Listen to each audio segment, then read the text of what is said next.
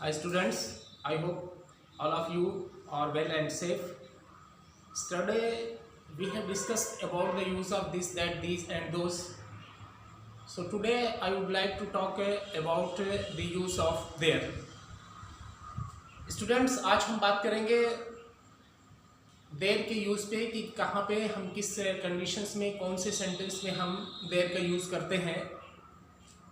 और ये कन्फ्यूज़न आज आपका जो भी कन्फ्यूजन इससे रिलेटेड है वो अभी थोड़ी ही देर में आपका वो कॉन्सेप्ट क्लियर होगा और देर के यूज से संबंधित या इससे रिलेटेड कोई भी कन्फ्यूजन आज के बाद नहीं होगा।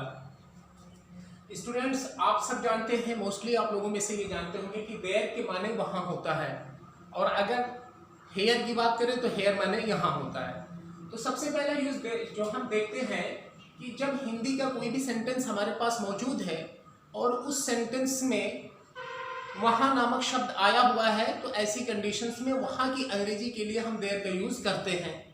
और अगर हिंदी का कोई भी सेंटेंस है उसमें लिखा है यहाँ, उसमें यहाँ आया है तो उसके लिए हम हियर का यूज़ करते हैं। जैसे आप कहते हो कि वहाँ जाओ, ये बहुत प्रचलित सेंटेंस है, वहाँ जाओ, यहाँ आओ। क्या होगा इसका ट्रांसलेशन हम जब बनाते हैं तो कहते हैं गो देयर और इसका कहते हैं कम हियर। ठीक है, यानी नजदीक के लिए, पास के लिए हम हेयर का यूज और दूरी के लिए हम देयर का यूज करते हैं। यहां हिंदी का ये सेंटेंस है, ठीक है, इसमें लिखा है वहां, वहां आया हुआ है तो वहां की अंग्रेजी के लिए हम देयर का यूज किए हैं। और यहाँ जो है इस सेंटेंस में यहाँ नामक शब्द है तो इसकी अंग्रेजी के लिए क्या यूज हुआ है, हेयर का यूज हुआ है।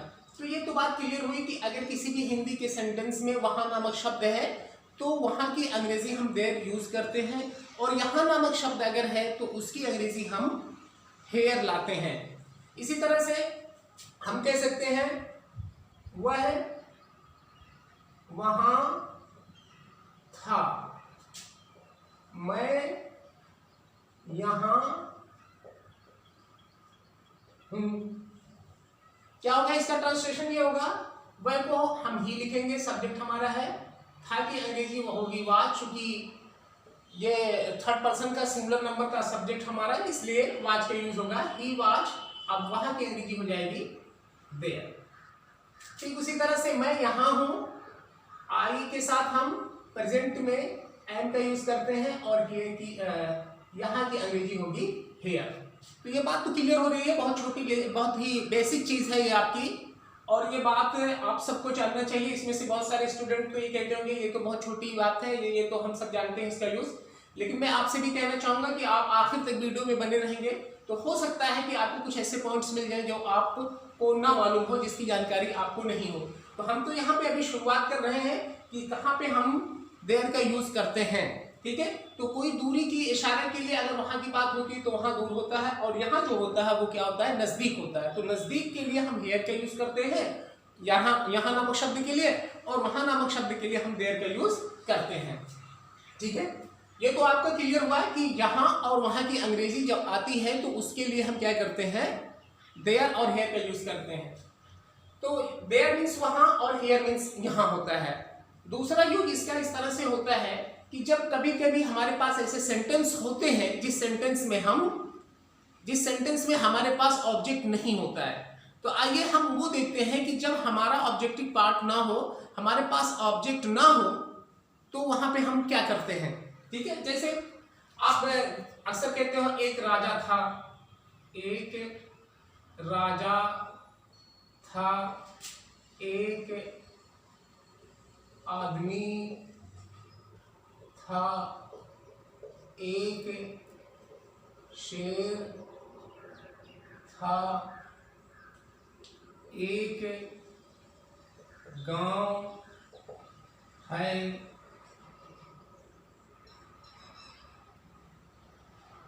एक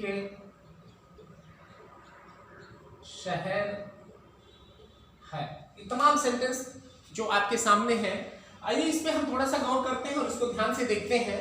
यहां पे कहा गया है एक राजा था। स्टूडेंट्स, हम जानते हैं कि हमारा सब्जेक्ट कौन सा पार्ट होता है। सेंटेंस में वो शब्द हमारा सब्जेक्ट कहलाता है जिसके बारे में कुछ कहा गया हो, जिसके बारे में या जिसके विषय में कुछ कहा जाता है, जिसके विषय में कुछ बोला जाता है, वही शब्द हमारा क्या होता है, वही वर्ड हमारा सब्जेक्ट होता है। यहाँ पे किसके बारे में कहा गया है? राजा के बारे में कहा गया है और राजा के होने की बात कही गई है। स्टूडेंट्स, एक बात और हम आपको क्लियर करना चाहेंगे, इस तरह के तमाम जो सेंटेंसेस होते हैं, इस सेंटेंस में जो सब्जेक्ट होता है वो कोई एक्शन नहीं करता है। There is no action done by the subject. Subject के द्वारा किसी भी तरह का कोई काम नहीं किया जाता है, नहीं किया जा रहा होता है, ठीक है, बल्कि उसके होने की ही बात की जाती है, उसकी अवस्था की बात होती है। ये बात आपको जो है दिमाग में फिट रखना होगा कि इस तरह के तमाम जो सेंटेंसेस होते हैं, उस सेंटेंसेस में जो है सब्जेक्ट कोई काम नहीं होता। सब्जेक्ट तब काम करता है जब हमारा वो सेंटेंस टेंस के अंदर मौजूद होता है, चाहे वो प्रेजेंट इंडिफिनिट टेंस हो या प्रेजेंट इंडिफिनिट से लेकर ये जो प्रेजेंट फ्यूचर परफेक्ट कॉन्टिन्यूअस की बात होती है। तो इस तमाम तरह के जो टेंसेस हैं, इनमें जब हमारा बात होता है तो उसी में हमारा सब्जेक्ट क्या करता है, काम करता है। यहाँ पे जो हमारे सेंटेंस मिल रहे हैं, इस सेंटेंस में सब्जेक्ट के द्वारा कोई काम नहीं होता है, कोई एक्शन नहीं होता है, सिर्फ सब्जेक्ट के बारे में, सब्जेक्ट के विषय में उसकी स्थिति को, उसकी अवस्था को ही बोध कराया जाता है, जानकारी कराई जाती है। तो आइए हम देखते हैं यहाँ पे इस सेंटेंस में जो कहा गया है वो राजा की बात कही गई कि एक राजा था। यहाँ पे हम देखते हैं किसकी बात कही गई है, एक आदमी के होने की बात कही गई है कि एक आदमी था। यहाँ पे एक शेर था, एक शेर की बात हो रही है। लेकिन हम यहाँ पे ये देखते हैं सिर्फ हमारा इस सेंटेंस के अंदर क्या है, सिर्फ हमारे सब्जेक्ट मौजूद है। यहाँ पे कोई ऑब्जेक्ट हमको दिखाई नहीं दे रहा है, हमको कोई ऑब्जेक्ट नहीं मिल रहा है तमाम सेंटेंसेस में। एक गांव है, हमने कह दिया क्या, एक गांव है, ठीक है। गांव के बारे में कहा गया, तो जिसके बारे में कहा गया वो हमारा सब्जेक्ट है, यानी गांव या विलेज ये क्या है, हमारा सब्जेक्ट हो गया। एक शहर है, शहर की बात हो रही है, तो ये क्या है, हमारा सब्जेक्ट है। तो यहाँ तो हम कोई ऑब्जेक्ट देखते नहीं है। तो जब हमारे पास किसी भी हिंदी वाक्य में का कोई ऐसा सेंटेंस हमारे सामने मौजूद है, उस सेंटेंस में ऑब्जेक्ट नहीं है, तो उसका ट्रांसलेशन हम कैसे करते हैं, आइए उसको देखते हैं। अगर आप इसको ट्रांसलेट करते हैं तो जनरली आप ऐसे कहेंगे एक राजा था। एक राजा की अंग्रेजी होगी अ किंग। अब था की अंग्रेजी वाज। तो क्या ये हमारा सेंटेंस कंप्लीट हो गया अगर हम यहाँ पे कहते हैं a king was, a king was. यहाँ पे कोई ऑब्जेक्ट नहीं है, ठीक है। तो जब हमारे पास कोई ऑब्जेक्ट नहीं होता है तो ऐसे कंडीशंस में हम उसके लिए क्या यूज करते हैं, देयर का यूज कर सकते हैं। लेकिन आज की इंग्लिश में जो स्टैंडर्ड इंग्लिश में है वो ये है कि हम इसको रिवर्स कर दें, इसको हम यहाँ ले आए, पहले ले आए, ये यहाँ कर दें, देयर वाज अ किंग। ये बेहतर होता है, ये मुनासिब है, ठीक है। तो यानी एक राजा था कि जो अंग्रेजी है वो कैसी होती है, उसका ट्रांसलेशन क्या था, उसको हम कहेंगे देयर वाज अ किंग। पता ये चलता है कि उन सेंटेंस में हम देयर का यूज करते हैं जिस सेंटेंस के अंदर हमारा कोई ऑब्जेक्ट नहीं होता है, सिर्फ सब्जेक्ट ही होता है। क्लियर हुआ? तो जब सब्जेक्ट होता है तो उसके लिए हम क्या करते हैं, ऑब्जेक्ट नहीं होता है तो वहां पे हम देयर का यूज करते हैं। इसका ट्रांसलेशन इस तरह से अ किंग वाज हुआ, जो आपका हिंदी में लिखा है उसका हमने ट्रांसलेट किया है, तो उसका ट्रांसलेट ये हुआ कि अ किंग वाज, ठीक है। हमको वाज के बाद ऑब्जेक्ट मिलना चाहिए, हमारे पास कोई ऑब्जेक्ट नहीं है, तो ऐसी कंडीशंस में हम देयर का यूज करते हैं। लेकिन देयर का यूज हमने ये सिंपली कर दिया। अब ये होता है, बेहतर अंग्रेजी ये होती है, स्टैंडर्ड ग्रामर ये कहता है कि ये जो देयर आपने लास्ट में लिखा है इसका यूज आप पहले कर दो, फिर इस वर्ब को लो और ये किंग जो है इसको ऑब्जेक्ट की जगह पे रख दो, ठीक है। ये हमारा स्टैंडर्ड इंग्लिश कहता है। एक आदमी था, एक आदमी था, ए मैन वाज। अब हमारा रेस्ट है, क्या रेस्ट है, ऑब्जेक्ट रेस्ट है, कोई है ही नहीं है, ठीक है। तो ऐसी कंडीशन में ये हुआ है कि देयर कर दो। लेकिन बढ़िया अंग्रेजी ये कहती है कि इसी देयर को आप रिवर्स कर दो, क्या कर दो, बैक देयर लगा दो। ये जो सबसे लास्ट में था उसको सबसे पहले ले आओ, उसको यूं कर दो देयर। अब इसके बाद वाज ले आओ और जो आपका सब्जेक्ट है इसको ऑब्जेक्ट के स्थान पे रख दो, मैं। क्लियर होगा पॉइंट? ये बहुत इजी है, बहुत आसान है। सिर्फ आपको इंटीमेटली क्लोजली 2 मिनट गौर से देखना होगा और आपको ये क्लियर हो जाएगा कि कहां पे हम देयर का यूज करते हैं, ठीक है। हमारा जब ऑब्जेक्ट नहीं होता है जिस हिंदी वाक्य में, वहां पे हम देयर का यूज करते हैं। एक शेर था, आप आप कहते हो ए लायन वॉच, ठीक है। ऑब्जेक्ट हमारा नहीं है, कहां हो, तो हम क्या लिखेंगे, देयर लिख दिया हमने, ठीक है। अब बढ़िया ये होता है कि हम लिखेंगे देयर वॉच अ लायन, ठीक। इसी तरह से अगर इसका निगेटिव बनाना हो तो हम वहां ये वॉच के बाद जो है, जो हमारी वर्ब है, उसके बाद हम क्या लिखते हैं, नॉट का यूज कर देते हैं, तो हमारा निगेटिव हो जाता। और फिर उसी कंडीशंस में अगर हमें इसकी क्या बनानी है, इंट्रोगेटिव बनानी है, तो वो भी बहुत इजी है। वॉच पहले आ जाएगा, फिर उसके बाद अभी हम बताते हैं उसको भी आगे। एक गांव है, हम इसका ट्रांसलेशन क्या लेंगे, there is a village. Clear हो रहा है। यहां देखिए इस सेंटेंस के अंदर एक बार फिर हमारा कोई ऑब्जेक्ट नहीं है, तो देयर आया। एक शहर है, there is a city. Point clear हो रहा है। तो यानी जिस हिंदी वाक्य में हमारा कोई ऑब्जेक्ट ना हो, तो ऐसी कंडीशंस में हम वहां पे देयर का यूज करते हैं। लेकिन देयर वहां पे अपना न्यूट्रल होता है, कोई अपनी मीनिंग नहीं रखता। इस बात को आपको नोट रखना होगा कि देयर के माने वहां नहीं है। यहां पे क्या है, देयर एक इंट्रोडक्टरी है, ठीक है, आया है सिर्फ आपको परिचय कराने के लिए, यानी सब्जेक्ट का स्थान ही लेने के लिए सिर्फ आ गया है। सब्जेक्ट का स्थान खाली ना रहे इसलिए वो वहां पे खड़ा हो गया है। और कैसे खड़ा हो गया, मीनिंगलेस, अपने कोई माने नहीं रखता है, ठीक है, सिर्फ सेंटेंस को बनाने के लिए वो आ गया है, ठीक है। अब यहां पे अगर हम कहते हैं एक गांव नहीं है, मान लिया, तो ये क्या हो जाएगा, देयर इज, देयर, हम देयर लिखेंगे, इस लिखेंगे, और यहीं पे हम क्या करते हैं, निगेटिव का यूज करते हैं, there is not a village. ये हमारा निगेटिव हो गया। क्या एक गांव है, आप कहोगे is there, is there a village. आपका ये क्या बन गया, इंट्रोगेटिव बन गया।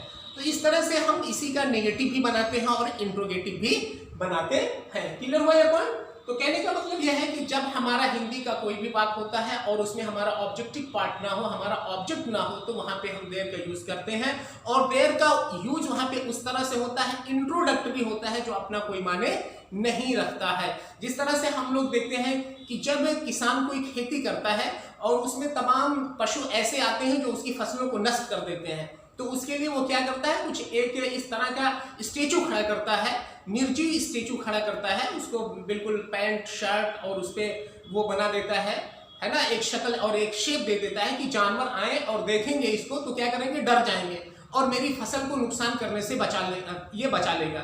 तो ठीक उसी तरह से मैं कहता हूं, जिस तरह से वो निर्जीव होता है, वो अपना कोई माने नहीं रखता है, किसान क्या करता है, अपने खेत में उसको खड़ा कर देता है और लगा देता है, ठीक है, सिर्फ इसलिए कि जो जानवर हैं, पशु हैं, वो क्या करें, इससे डर जाएं और ये समझे कि किसान यहाँ पे खड़ा है, जिससे वो दूर भाग जाएंगे, ठीक है। लेकिन हकीकत तो यह है कि उसमें कोई जान नहीं होती है, वो उनको कोई नुकसान नहीं पहुंचा सकता है, लेकिन उनके भय के लिए, उनके डर के लिए उसको क्या करता है, एक स्टेचू खड़ा कर देता है, ठीक है, वो मीनिंगलेस होता है। ठीक उसी तरह से देयर भी हमारा यहाँ क्या कर रहा है, इस सेंटेंस के अंदर आ रहा है, जो अपनी कोई मीनिंग को नहीं रखता है, लेकिन काम पूरा कंप्लीट कर देता है। कैसा, एक सब्जेक्ट का काम, वर्क वो कर रहा है, ठीक है। तो इसी तरह से हमने ये देखा कि देयर का यूज हम कहां पर करते हैं। ये पॉइंट आपका क्लियर हुआ। इसके अलावा स्टूडेंट्स, हम वहां पर भी देयर का यूज करते हैं जब हमारे पास सब्जेक्ट भी होता है और ऑब्जेक्ट भी होता है, ठीक है। यहाँ पे तो हमने देखा, अभी क्या देखा, यहाँ सबसे पहले हमने देखा कि जब वहां नामक शब्द होता है तो ऐसी कंडीशंस में उसकी अंग्रेजी देयर हम लाते हैं। यहाँ हमने ये देखा कि कुछ ऐसे सेंटेंस होते हैं जहां पर ऑब्जेक्ट नहीं होता है, तो उसके लिए भी हमें देयर को लाना पड़ता है, देयर का यूज करना पड़ता है। फिर हम देखते हैं कि जब हमारा सब्जेक्ट भी मौजूद होता है और ऑब्जेक्ट भी मौजूद होता है, तो ऐसी कंडीशंस में हम एक बार फिर देयर का यूज करते हैं, सब्जेक्ट भी मौजूद और ऑब्जेक्ट भी मौजूद, फिर भी हम क्या करते हैं, देयर का यूज करते हैं। वो कौन सी कंडीशंस होती है, आइए उसको देखते हैं। वो कंडीशंस होती है जब हमारा ऑब्जेक्टिव पार्ट एक प्रीपोजिशन से स्टार्ट होता है। जैसे आप कहो, मेरे जेब में 5 रुपया है, मेरे जेब में 5 रुपया है। ये कहा गया है मेरे जेब में 5 रुपया है। यहां किसके बारे में कहा गया है, ₹5 के बारे में कहा गया। ठीक है, किसके होने ना होने की बात कही गई है? ₹5 के होने या ना होने की बात कही गई है। तो हिंदी के सेंटेंस में या किसी भी सेंटेंस में जिसके होने या ना होने की बात होती है, ठीक है, वही तो हमारा सब्जेक्ट होता है। तो यहाँ ₹5 के होने की बात कही गई है, इसलिए ये हमारा क्या है? सब्जेक्ट है। आइए हम देखते हैं ₹5। आप लिखो ₹5 क्या है? ये हमारा सब्जेक्ट है। तो इसको हम पहले लिखते हैं ₹5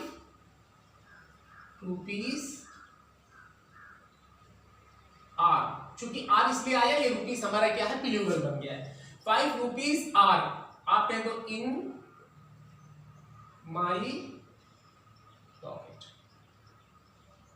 यहां इस सेंटेंस में हम ये देखते हैं कि जो यहां पे तो ये हमारा ₹5 क्या हो गया? हमारा सब्जेक्ट हो गया।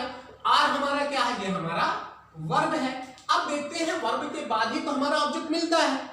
तो हम ये देख रहे हैं कि जो हमारी पॉकेट है, जेब जो हमारा ऑब्जेक्ट है जिसमें वो ₹5 है, उससे पहले क्या आया है? प्रीपोजिशन आ गया। तो जब प्रीपोजिशन से हमारा ऑब्जेक्टिव पार्ट स्टार्ट होता है तो हमें देयर का यूज करना होता है। और कहां करते हैं? इससे पहले ही यहीं पे हम क्या करेंगे? देयर का यूज कर देंगे।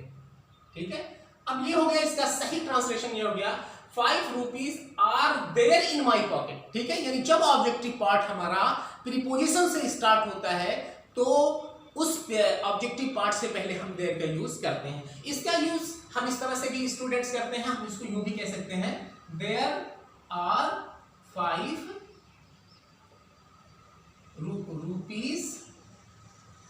इन माई पॉकेट। इस तरह से भी इसका यूज होता है।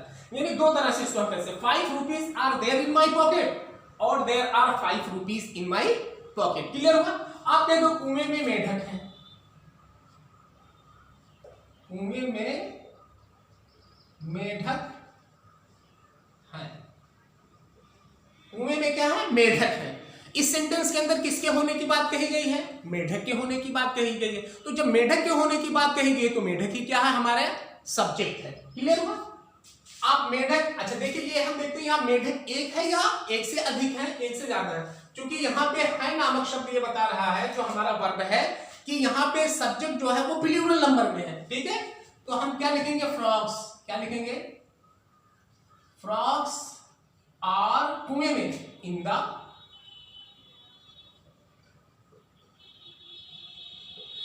ठीक है, एक बार फिर जो हमारा ऑब्जेक्ट है, ठीक है, वो क्या है? प्रीपोजिशन से स्टार्ट हुआ है, तो हमें फिर यहां क्या लाना है? देयर का यूज करना है।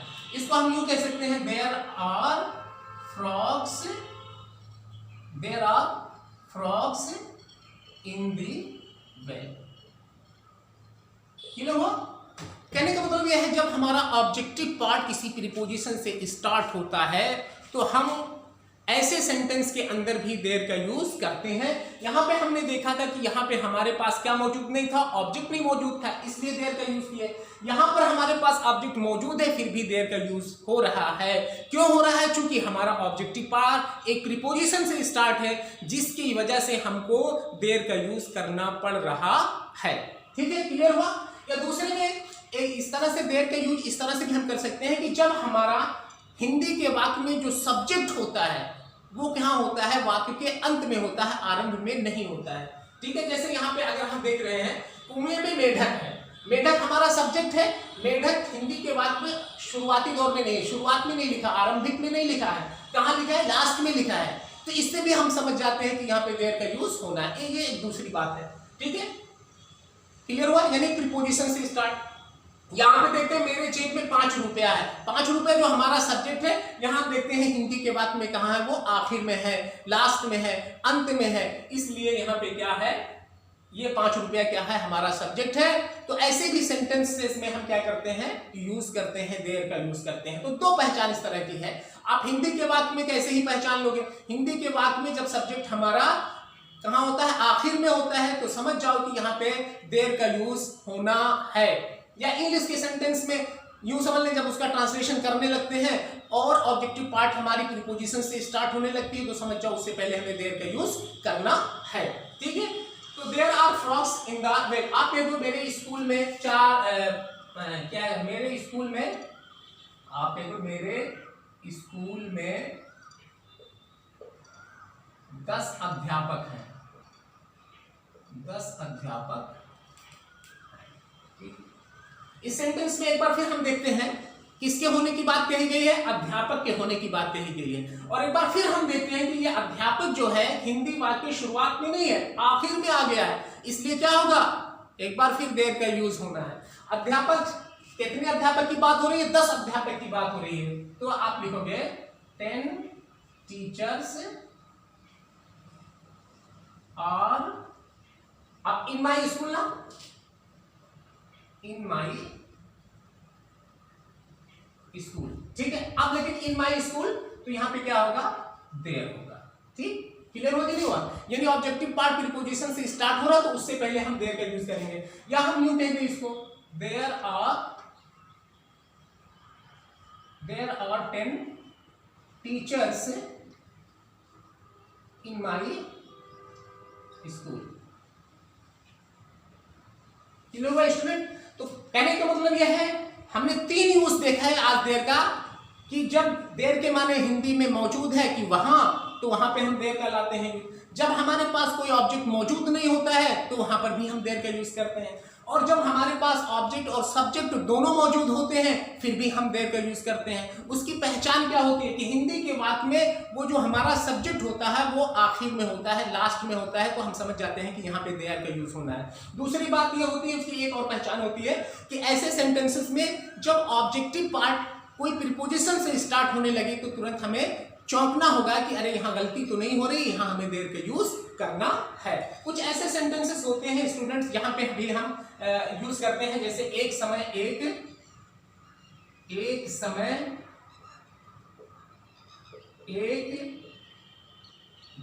एक जंगल में एक शेर था। ये इस तरह का भी आपके पास कोई सेंटेंस मौजूद होता है तो इसका देखिए कैसे ट्रांसलेशन करते हैं। ये होगा once upon a time there was a lion, जंगल में ना, in the forest, in a forest. ये हुआ ट्रांसलेशन, क्लियर हुआ पॉइंट। तो हमने आज देर का यूज 3 तरह का देखा है कि 3 तरह के सेंटेंसेस में हम देर का यूज करते हैं। एक वो सेंटेंस जिसमें हिंदी के वाक्य में वो वहां नामक शब्द आया हो तो उसकी अंग्रेजी हम देर करते हैं। दूसरा वो सेंटेंस जहां पर ऑब्जेक्ट हमारे पास नहीं होता है, जिस सेंटेंस में ऑब्जेक्ट नहीं होता है वहां पर भी हम देर का यूज करते हैं। तीसरा वो तरह का सब्जेक्ट होता, उस तरह का सेंटेंस होता है जहां पे सब्जेक्ट भी मौजूद और ऑब्जेक्ट भी मौजूद फिर भी हम वहां देर का यूज करते हैं। वो सेंटेंस ऐसा होता है कि उसका ऑब्जेक्टिव पार्ट किसी प्रीपोजिशन से स्टार्ट होता है। वो सेंटेंस ऐसा होता है जिसमें उसका जो सब्जेक्ट होता है वो हिंदी वाक्य लास्ट में होता है। आइए अगला चौथा पॉइंट हम देखते हैं कि देर का यूज कहां होता है। स्टूडेंट्स हम देखते हैं देर का यूज।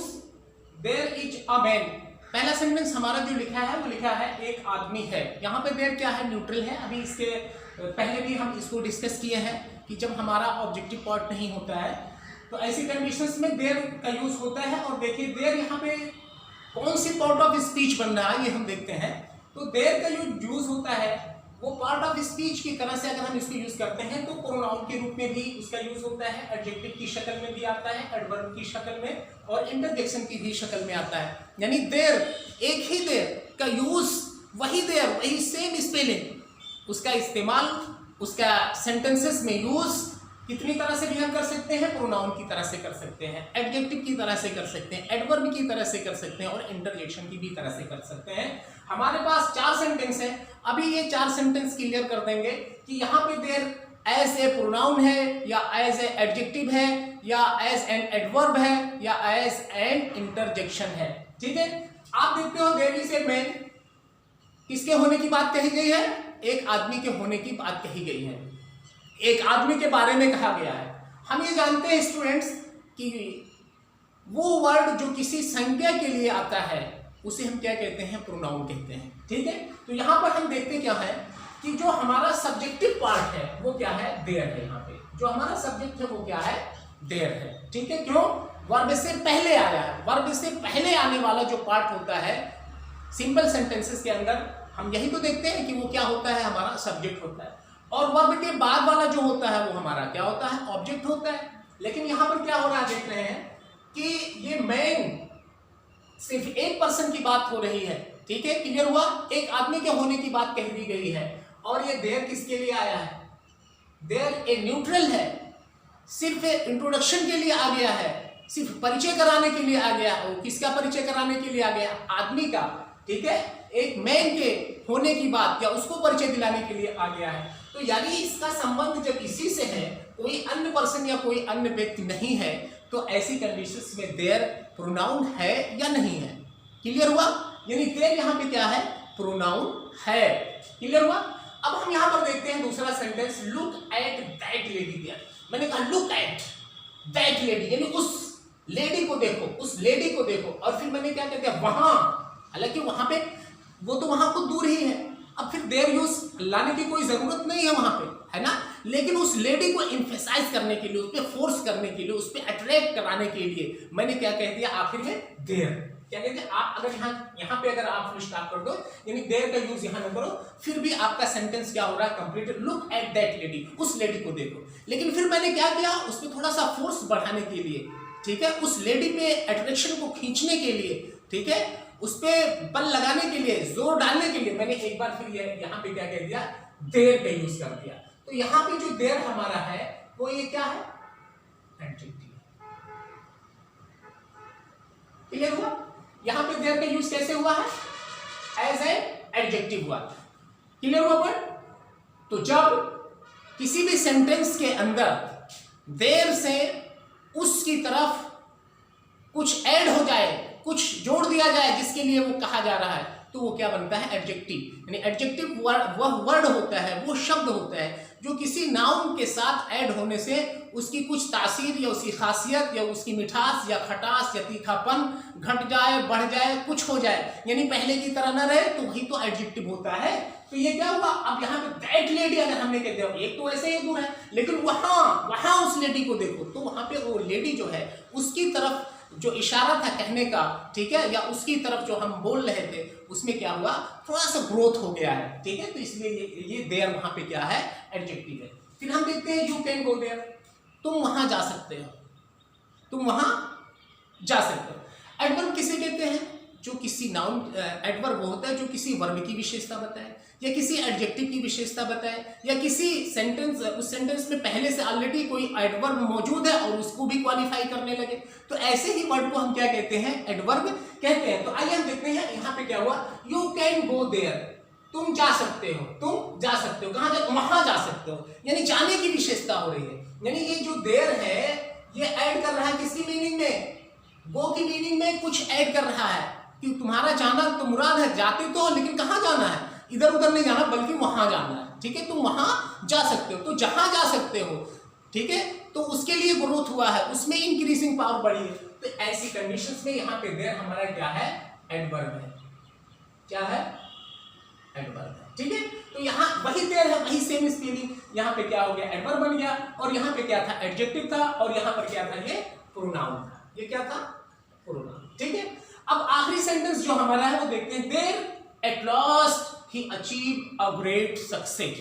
अब देयर देखिए साइन ऑफ एक्सक्लेमेशन, देयर का यूज तो एकदम सिंपल है, जहां पे एज एन इंटरजेक्शन होता है, इंटरजेक्शन के माने ही ये होता है कि वो साइन ऑफ एक्सक्लेमेशन अपने पास रखता है। तो ये तो बहुत इजी है कि देयर का यूज एज ए इंटरजेक्शन अगर कहीं भी होगा तो उसके साथ आपके पास साइन ऑफ एक्सक्लेमेशन लगा रहेगा, ठीक है, क्लियर होगा। तो देयर यहाँ मीनिंग इसकी क्या निकलती है हम बताते हैं, eight last he achieve a great success, अंततः आखिर में उसे एक बहुत बड़ी कामयाबी मिल ही गई, उसे अंततः एक बड़ी कामयाबी मिल गई। तो यहाँ पे देयर यानी क्या है, देयर वहां पे एक साइन है, किसका एक्सप्रेस करता है, एक रिलीफ, एक संतुना। अगर किसी को आखिर में अंततः संघर्ष करता रहे, संघर्ष करते करते उसको आखिर में अगर कामयाबी और सफलता मिलती है, तो इससे किसका एक्सप्रेशन आता है, एक सुकून होती, एक तसल्ली होती, एक रिलीफ मिलता है। तो ऐसी कंडीशंस में यहाँ पे देयर क्या कर रहा है, ये एक्सप्रेस करता है कि इसको रिलीफ को एक्सप्रेस कर रहा है, तो रिलीफ का एक्सप्रेस कर रहा है। तो ऐसी कंडीशंस में ये देयर क्या है, यहाँ पर इंटरजेक्शन है, क्या है, इंटरजेक्शन। ठीक है, क्लियर हुआ?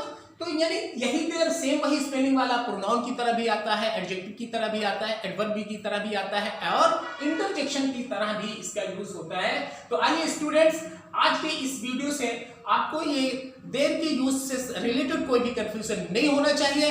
हम देर का यूज किस किस सेंटेंस में करते हैं, कहां कहां पर करते हैं, वो पूरा पॉइंट आपको क्लियर हो गया होगा। और अगर ये बात आपको स्पष्ट और क्लियर हो चुकी है कि देर का यूज हम किस किस तरह के सेंटेंसेस में करते हैं, कहां कहां पर भी करते हैं, तो सिर्फ आप अकेले जानकर इस बात को मत रहिएगा, आप अपने दोस्तों, मित्रों, यारों को भी भेजिएगा और तमाम ऐसे स्टूडेंट्स जो अंग्रेजी सीखने के इच्छुक हैं उन तक भी इस वीडियो को आप पहुंचाएंगे। ये आपकी लायबिलिटी बनती है। Thank you so much.